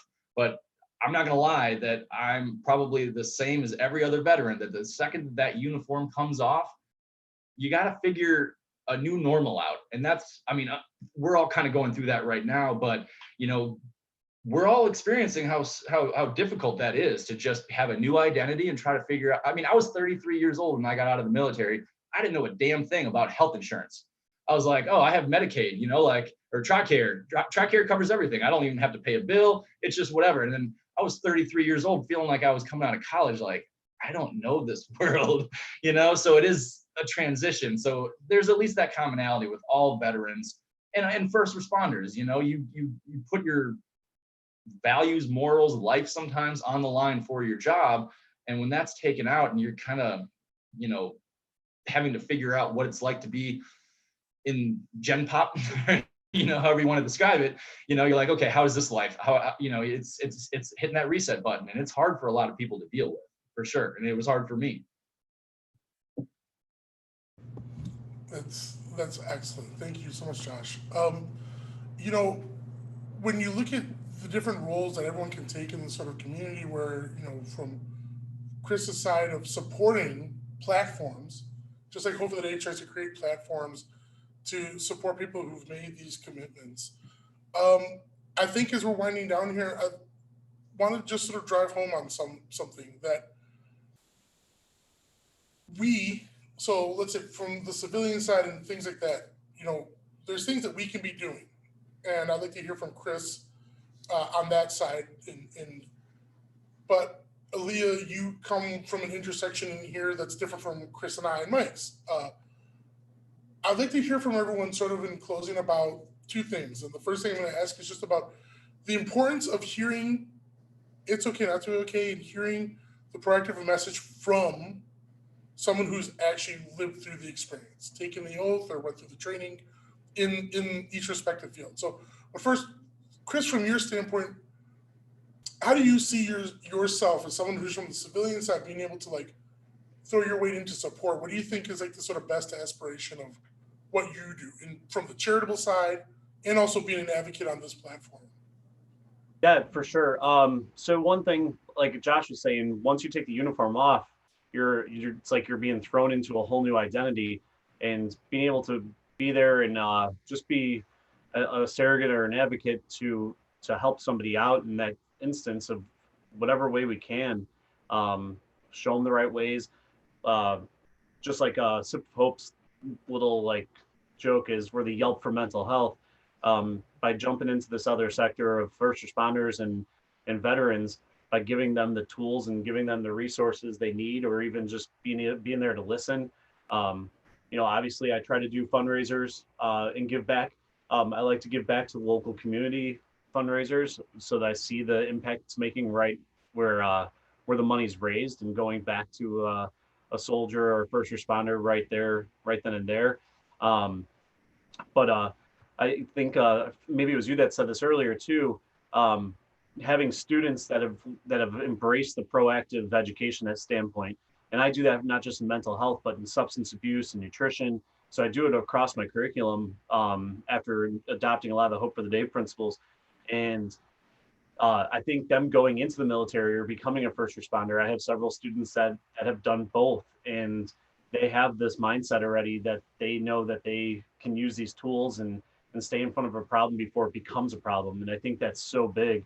And that's just from the classroom, but anything we can do outside of the classroom, going back to what Alia was saying too, is getting people out, getting them active, and focusing on that is so big, and giving people a sense of purpose. So whatever I can do to help and learn and take away from all the awesome people we've been planning this with. I just look to bring a different perspective from being involved for so many years with this already. So, but any other questions that you got from me, Carl? Yeah, I'm gonna ask you something. I'm gonna ask everyone something in a second about the goals of Project Red Team, just as a sign off. But just staying within this sort of support, you're really talking about being able to be, from the civilian side, being a bridge. That's one of the things from the civilian side. One of the most powerful things you can be is you're hearing these folks talk about maybe life after service, life after the commitment ends, taking off the uniform, what have you. And if there is a sensitive and respectful civilian side that makes that bridge connection easier, and doesn't say like, well, I know exactly what it's like because I saw a movie or read a book. But it's just saying, just is willing to whether it's just stay silent and respect the distance, because support doesn't always mean, hey, tell me what's wrong. Sometimes support is being the person who doesn't say, tell me everything. We see this all the time from the civilian side to people who have had lived experience, especially in military, law enforcement, and fire, is like, tell me your worst, craziest story. I want to know. Tell me. And I guarantee you, there's a lot of people who need to be trained to like not ask that question. The minute you say, I was a cop, I was an EMS, I was a firefighter, I was a soldier, there's a lot of people whose knee-jerk response is like, tell me your crazy shit. It's like, the respect that Kris you bring to it is, I think, is really important there. It's the same thing with teaching. What's the worst student story you have? You don't want to know. How about we skip that one? That's important. That's how we can be positive advocates. And that always kills me too. Like, the media does show the bad side. They never do show the good side. Like, if you got soldiers that are overseas and they're doing great things for their community, with people in the communities and stuff. And I hear about it from talking in our meetings and stuff. But what does the media always show? They show something happened in the community that was bad, or a soldier did something bad. So now it's the stigmatizing of that. And I think by hearing firsthand experiences from all these great people and being able to teach that in my classroom, when we talk about, like, we always get into talking about first responders and veterans in active duty. We start talking about that when I address PTSD, and it always spirals into it. And it's pretty much the whole class period. So actually having some of these talks and maybe being able to get like Ryan or Josh, maybe be a Zoom guest with my kids, that would be stuff that they get to hear it then from the horse's mouth, which is awesome. So, and that's really important, not to trivialize experience, because another thing stigma does is it dehumanizes things. And I'm not trying to sound like Noam Chomsky here, saying that, like, when it comes to combat and violence and medical crisis, these are things that, yes, because Hollywood has a lot of narratives for them, which is one thing. I mean that in not a negative or positive way, just that is what it is. But there's also an underlying current that dehumanizes that these are real human beings going through real things, and that person who was wearing a dog tag or who has the name label on their uniform, when they step out of that vehicle or touch down on something, that's thoughts, feelings, emotions, and opinions that are not being respected because you're just seeing that uniform, whether it's fatigues or it's the blues under the reds or under, the black and yellows, of a fire code. And so as we're cycling over here, Al, what I would ask for you from Project Red Team sort of approach to it, do you see what do you hope, what I want to know about is the sort of making the connection with people in the community intersections you share. So what would be sort of something you'd want folks who are in fire and EMS to sort of like hear, if they're listening and watching right now or come across this and maybe they're on the fence and they're like, I don't know. We've got an education session coming up on May 27th. It's free and it's online for everyone. And maybe they want to fire off an email and ask about stuff. What would you sort of say to someone who's kind of on the fence? As far as being involved in it or listening to the platform, or is it useful? Can Project Red Team be useful to someone? Maybe they think they need a conversation. What would you say? Absolutely. The reason I say that, when I meet our candidates, and by the way, we had over 220 in the last 6 months. candidates, and the first thing I ask them when I'm introduced to them is who's military, and not because this is a military platform. That's the first thing I ask is like, who's military, and we got like at least 12%, 15% that are military, either active or they're reserves, and then I ask them like, who's my nurses, who's my paramedics, you know, I came from other departments, but my first question is that. So I think as far as this the red goes, it'll be, I want to be available, number one, to Sip of Hope, to have that, and to be that part in the fire department, to bring, or I wouldn't say bring, but to mention this to those military veterans or active guys, and beyond that, to be honest. But I think we have it in our office. You know, the buttons are there, everything's there, and people do ask, and it's actually a good open to our discussion, because right when they walk in our office, that's the first thing they see, and you know, and it gives me an opportunity. I think I invited 2 people to listen today. I don't know if they're here, but I want to be available for that, for them, and there's plenty of military people. Let's put it this way: we bend over for them. I won't say in a bad way, but let's say I'm in the military and I go, I don't want to go right now. I'm in, you know, in Europe or whatever. And let's say that civilian says, hey, I'm having a baby, I can't go. That military guy can waive as many times as he wants for the next 5-6 years. And he can go into class 5 years from now. This guy only has like 3 chances, and then he's done. So that's one of the things that I'm glad that they do that for the military, and they get points for being in the military. So we have a lot of people that are serving. So I think this will be very beneficial. One of our lead instructors is an ex-Marine, and you know, and he wears his bracelet. But now going to this red portion, I can actually give him another venue of what else Sip of Hope does, or Hope for the Day does. But availability is what I want to be for this the red program we're going. I appreciate that, because the fact is that if you're fire, for instance, you know, you might respect me or Kris or Ryan or Josh or Leah or Frank or Mike, but knowing that you know, put on the jacket, you got on the truck, I'm trying to think of the correlation, but you did the job, that means more for that fella or fella, well, fella's gender neutral, I guess, right? Kind of? Fellette? Fellow, I don't think that person, for that person who's also in fire, for instance, hearing it from someone else who's put their stake on the line in the job makes it easier for them to take you credible. And that's reality. Stigma makes us believe X amount of people aren't going to understand. One of the most important parts about Project Red Team is driving home here is the community connection, that this is not something that's led by myself or Mike, you know, or Kris exclusively, right? This is something that we have not just voices on the consulting side, but you guys end up becoming people who are going to stand up and lead education. And I want to hear from Josh and Ryan too. The fellow thing everything else. I just want to chime in. Yeah. Al connected us with a wonderful person over at EAP for the first responders too. Liz has been an incredible resource so that we can approach this in a very responsible and you know, impactful way for the Chicago first responder communities as well, so that we can use it to grow the program and impact more communities nationwide. What is EAP? The Employee Assistance Program.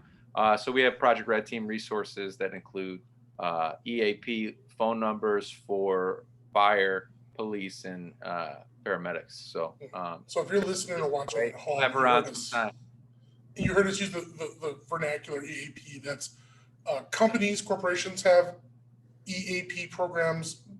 Chicago Firefighters Department also has an EAP program. Aaliyah and Frank, I don't know if Frank's still with us, but in touching and making these direct connections, I'd like to hear from you just sort of your thoughts as we're closing out here on, you know, there are couples and family units and networks that they have to be part of that support structure. We're not islands. And what would be some things you might advocate? What have been some tools as you're entering and starting your conversations? What has been very powerful for you? And what would you maybe like to shout out to other couples or family units, domestic units, as however they look, who are on the fence about starting conversations for themselves? What's been good for you both? I think just being honest and just being there to listen as well, and just giving that space to spark the conversation about how people are feeling, I think is super important. And just having that safe space too, that for Project Red Team, I'm just speaking for me and for Frank, but to have that specific outlet for military, for people wearing a uniform, I think is really beneficial, because I think that's a safe space and they're not judged. And because it's such a different intersection than, let's say, like the cannabis industry or the food industry, same concept, same tools, but just different space. I think that's super important. And I really like that. But I think just having that opportunity to have a platform to talk and have people listen, I think is super important. Yeah, I'm going to kind of just piggyback on what she just said. It's just as far as people are fighting through each other's issues, or one person is having more troubles than the other, is just to be supportive. And the best thing is to not have a stigma, because if one of you have a stigma, that's going to be hard to break through that. But not have the stigma and be able to understand where the other person's coming from. I think that was a big part of at least me and Alia when I was going through my hard time, is that she understood where I was coming from. And even though maybe my anger might have been taken out on her at times, she was able to understand that it wasn't really her that was causing my anger, right? So, yeah. Yeah, learning not to judge when somebody's having a tough time, and to not put your 2 cents in, I think is super important. Yeah. Just to be able to listen, and then go from there together, whether it's to seek professional help or peer to peer. Or to hand the phone that has like owls on it or something to calm you down. Yeah, That's good. That's good. And I think that's important for people to hear, that, support isn't always about cornering somebody and getting them to talk. That's a false part of mental health support, is that it's got to be something like, we're going to stay here all night and talk this out. Look, there's clinical approaches to therapy is one level, but being supportive sometimes is willing to be there and not have to talk. Other part of being supportive is also saying, like, I'm not going to be, your doormat, for instance, and Right. not wanting to, you know what I mean? Like, I think you need help. I think this is something that shouldn't just be let alone in a screaming mattress, thing like that. That's very powerful. And I'm glad that you're able to share that, because those are parts of, mental health challenges can manifest themselves in ways that are could turn into abusive situations. And the sacred reality around, and to be crystal clear, I'm not saying that that's what Frank and Alia went through. What I'm saying is that the sacred responsibility for mental health is that, we have to control, not that we're having challenges, but if we find that our experiences make us act outwardly and impact others, that's the glowing red flag that we need to, surrender ourselves to clinical supports that keep our bodies safe from ourselves and from others. That's like a high threshold, but sometimes it can be a little less visible than that. It can be verbal hostility to others around you. And there could be people who are agitating that on, or it could be something else where it's internally based and you can't help but feel prickly and outward. And this is a very complex ball, and it would be disrespectful to think we're going to summarize it all at once. But the long story short, with what I'm going for here, is that being supportive is not just saying that if somebody is demonstrating outward behaviors, hostile, aggressive, all the way up to what might be described as abusive, tolerating those things is not being sensitive to mental health. Being willing to constructively call them out and not wanting to tolerate them, not abide them, can be just as powerful to helping somebody get mental health. Instead of saying somebody's going to bring the heat on you and you're like, oh, well, that's just when they get this way, ha ha ha ha, and then like go about it. Sometimes actually the best way to be an advocate is to say, you know what, I don't know if you're aware, but you're bringing a lot to this, and how do we deal with it? And that's a very scary conversation for a lot of people to have. And there's darker roads that come into that. And I think as part of a stigma-free conversation, we can help keep people healthy and safe if we start having these mental health conversations earlier. And Frank and Alia, it takes so much courage for you to sit here today and also talk about the fact that where you are in your journey is about managing and taking control of that conversation for yourself. And you're not sitting here saying, we got it all figured out, and it's all perfectly happy-go-lucky. That's a beautiful thing, because there's so many people who are terrified to even begin the process of wherever you are. So that's a real inspiration point, you know what I mean? And it's important that we thank you for sharing your story to that level too, because there's a lot of family and domestic situations that are drastically impacted by unaddressed or underaddressed mental health challenges linked to this stuff. Definitely been a challenge. It's still an ongoing, and we're working through it every day. And I think like just the mere fact that we've recognized that there are issues and that there are ways to help those issues, and that it's not just a suck it up, you're a man, kind of thing. That it's definitely been more beneficial over the last, I'd say, 10 years. So I think that's awesome. And I think having this outlet too, I think is very beneficial for both of us. And I want to bring this, we've got, for those wondering, Al Medina's computer kind of buzzed out on him, so he just dropped off the link, but Al's okay. If he can get his computer charged up again, he'll join us back in, but Al Medina was the one who has dropped off of our communication. And as we're winding down here, Josh, just from your perspective, what do you hope, as being a part of Project R.E.D team, what do you hope you can connect with your peers on? No, I honestly, just thinking and hearing everybody's stories, and there's, Alia and Frank and Al, I haven't met you guys personally, but just getting to know you guys' stories and understanding the whole concept of what this team is and how many different angles just this little group right here can show of the different variations of what first responders and military veterans and active duty personnel experience on a daily basis, and how it can affect everybody's lives, sons, daughters, wives, just friends and family. It's an impactful thing, like you had just mentioned, of when it starts affecting outwardly, that's when you have to have that conversation. For me personally, I'm looking forward to being able to have the conversations that I look back in retrospect, wish I would have had with somebody. Somebody had interjected themselves into my life before I hit a crisis situation. I'm hoping to be able to provide that on any platform, in any aspect that I can. This is the greatest start, I think, just knowing the team of what its foundation is, knowing that this is a fluid thing. Like, we don't really know where this is going to go. We just want to be able to provide those conversations on any platform that I can let somebody know that I've been there. I've felt those things. I understand those things. These are the things that I'm personally okay with talking about, all the things the mistakes that I made along my journey that got me to, my apex point of where my life had to change. And I just want to be able to provide that conversation for anybody that might be struggling the way that I was in those times, and not knowing that I needed that conversation.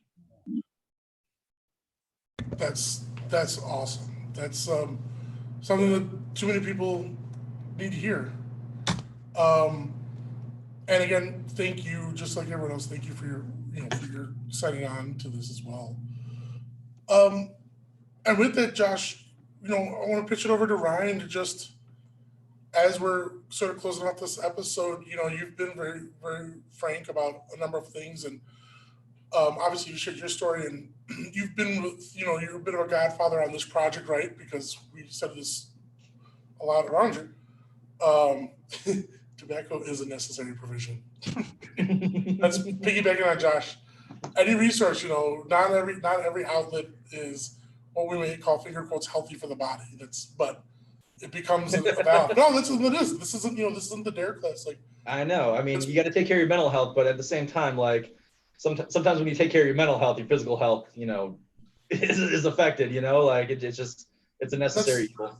But that's part of it. I think part of these educations is talking about one of the most powerful things when we go into a deep dive are the valves that we choose. So there's a lot of people who, because we don't educate on mental health and we don't talk about this, there's a lot of people who are taking valves that are self-destructive and they're not connecting that it's a mental health coping mechanism. There's a lot of people who've turned to substances. There's a lot of people who've turned, when I talk about substances, sure, nicotine and alcohol, and I'm not trying to villainize these things, okay, or stigmatize these things, all right?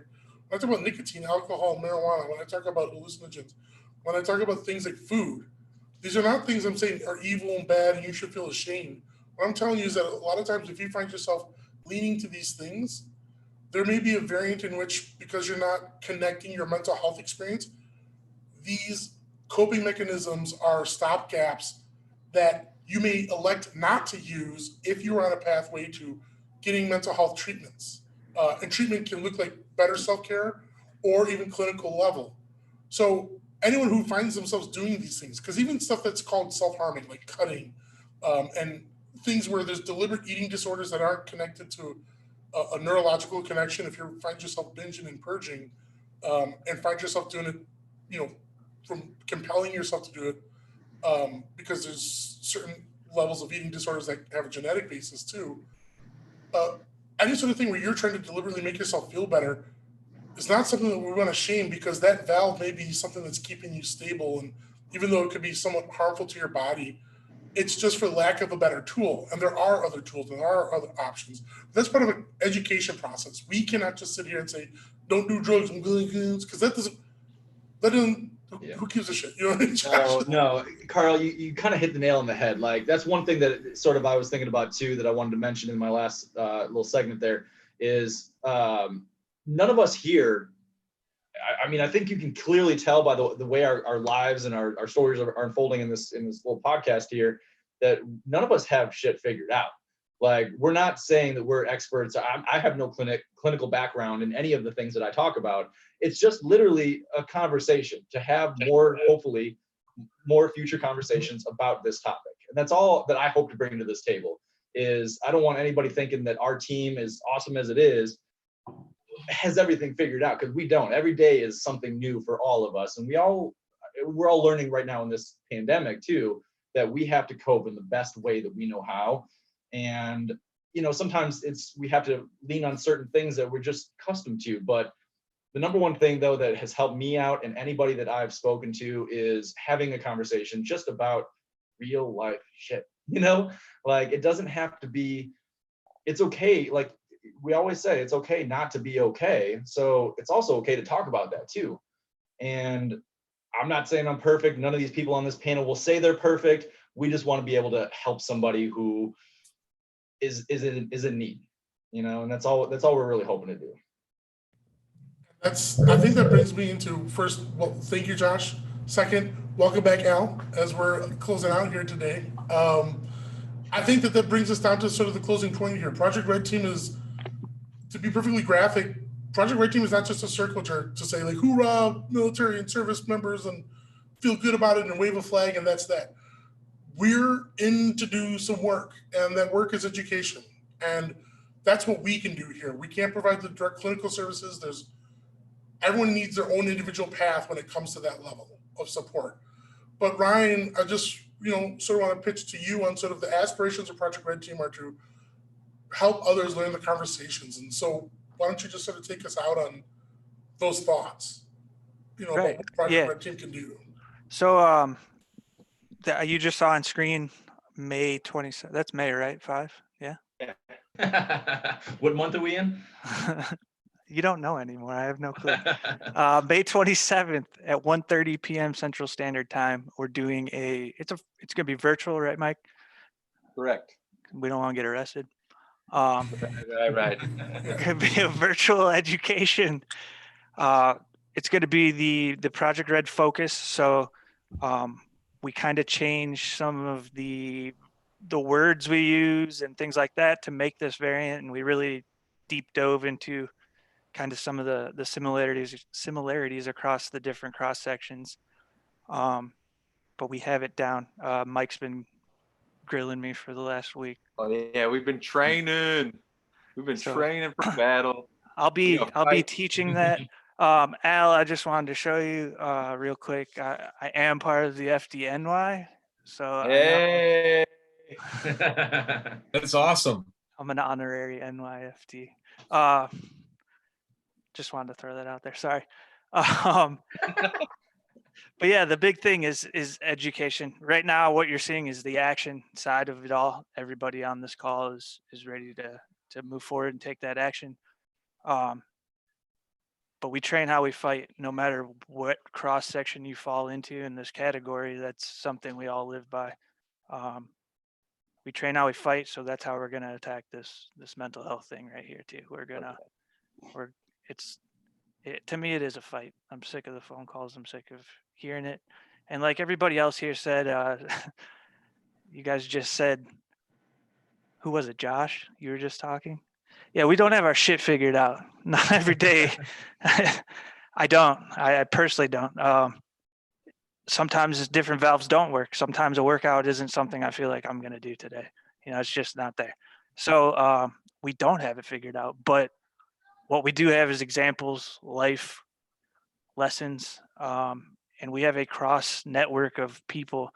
The idea of having Kris involved in this at such a large level, if I had a civilian I could attach myself to when I got out, man, that wasn't a member of my family trying to figure out how they're going to deal with my issues and my injuries, life would have been a whole lot different, obviously you have your family there, your wife, my kids, my parents and things like that, but somebody on the outside, man, who could have just grabbed my hand and drugged me through it, so that's super cool to hear. And I'm excited about that, really. But in closing, like I said, man, let's not put anybody in a box. If you want to be a member of this community, come in, let's do it. And I'm glad to see all these cross sections. Just my wife in the background, everyone. Hey, Jazz. What's up? And I would just want to add to that. I am just so excited because I've gotten to see the impact that peer-to-peer proactive suicide prevention and mental health education can have on a wide variety of communities. Having gone to churches and synagogues and schools and businesses and bars and restaurants and places that provide residential housing for chronically homeless vets and correctional facilities on down the line. And the fact that when you talk peer-to-peer and you're able to say some of the stuff that maybe a clinician wouldn't be able to say so directly, and you get to throw a couple curse words in there and some colorful language can go a long way. You really wake people up to the idea that we don't have to be beholden to the old ideas that have shaped mental health responses. We can break that mold and push forward in a better way. And that's why I'm so excited about Project R.E.D team, because we get to finally empower voices from that community to take that impact into more communities and do it in a more genuine way, honoring the unique contributing factors across the board for military and first responder communities and their families. Thank you, Mike. And I think this is a perfect place to sort of close down. This has been a very jam-packed episode, and it's all been very important for folks to hear. So I don't think we need any more fancy bells or whistles. The first thing I want to do is I want to thank all of our guests tonight: Kris Lundgren, Alia and Frank Reichert, Josh Taylor, Ryan, Shannon, Al Medina. Thank you so much for giving us your time, your service, your dedication, and your insight. It's important for people to hear, and Mike has sort of driven home on that. I also want to thank the team that puts Conversations Cafe together. That's Mike Van Opel, Rick Osowski, and Vicky Cisnet. The team that makes the dream come true. And I want to thank our sponsors who make this happen as well. And finally, I just want to double back down that if you've been touched or want to engage further with Project R.E.D team, you can, of course, go to Hope for the Day's website, where we're running something called the Light Project, which is telling the stories of the different people who have had different intersections with mental health, trying to raise the visibility of hope and resilience from all these different intersections. And right now we're focused We introduced Project R.E.D team through the Light Project. We introduced the story of Ryan Shannon's piece on there. And folks that you see on screen right now will also be sharing their portraits when ready within the Light Project, which is just a platform to showcase the different work that hopefully is doing, the different stories of resilience. Finally, if Project R.E.D team is connected for you, we want you to join us on May 27th for the inaugural Project R.E.D team education experience. It's a 1-hour free online, it'll be teleconference like this, Zoom. You'll be seeing some of these familiar, lovely folks' faces on there. And Mike right now on screen is showing you the Light Project feature on Ryan. But join us May 27th, that's in 2 weeks. May 27th, it's going to be Wednesday at 1:30 p.m. Central Standard Time. And you can register for free at peervention.org. That's peervention.org. And again, we hope to see you there. Send the invite to folks maybe you know in your community who have been involved in some way or another, whether it's as a domestic situation, spouse, son, daughter, mother, brother, father, or it's active duty veteran, someone who's been in the healthcare field, someone who's been deployed anywhere in the service and safety and health of our community. You are all welcome and encouraged to come along. So this has been an absolute treat and honor connecting with all of you. We're ending with a video project that Hope of the Day produced actually several years back, and we're in the process of regenerating it. It was kind of the baby sprouting seed of Project R.E.D team. And it's a video we composed with some veterans in the greater DuPage County area of Illinois about 2 years ago. So again, this has been Conversations Cafe. I've been your host, Carl Evans. Thank you so much and have a great night. Bye, everybody. Bye. Bye. Bye.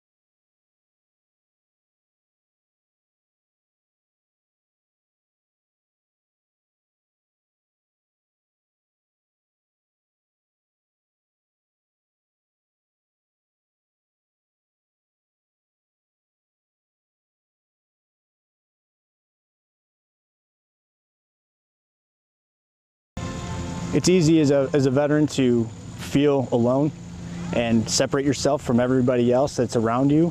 It's an unfortunate truth of war, but a lot of people come back and it's hard to reach out and talk to people.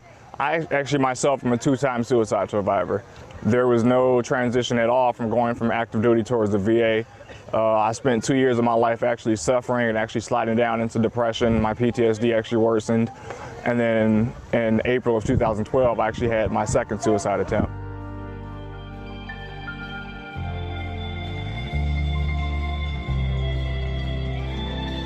We've encountered some veterans who have some pretty bad PTSD, and they are so embarrassed by needing help, and they turn away from people and they pull away from their relationships and their support structures if they are having a hard time. And just to take the time to stop and say, hey, I see you. It's my turn to help you now. I think the process needs to be a little more streamlined, a little more availability to all the soldiers so they can understand the importance of it. Somehow or another we got to reach the veterans because there's too many suicides per day. And these are good people that we're losing. To all my fellow veterans out there, I will say don't be afraid to reach out. There are services available for you. You know, there is help and there is light on the other side. My goal, my hope, my dream is for Illinois to have 0 veteran suicides.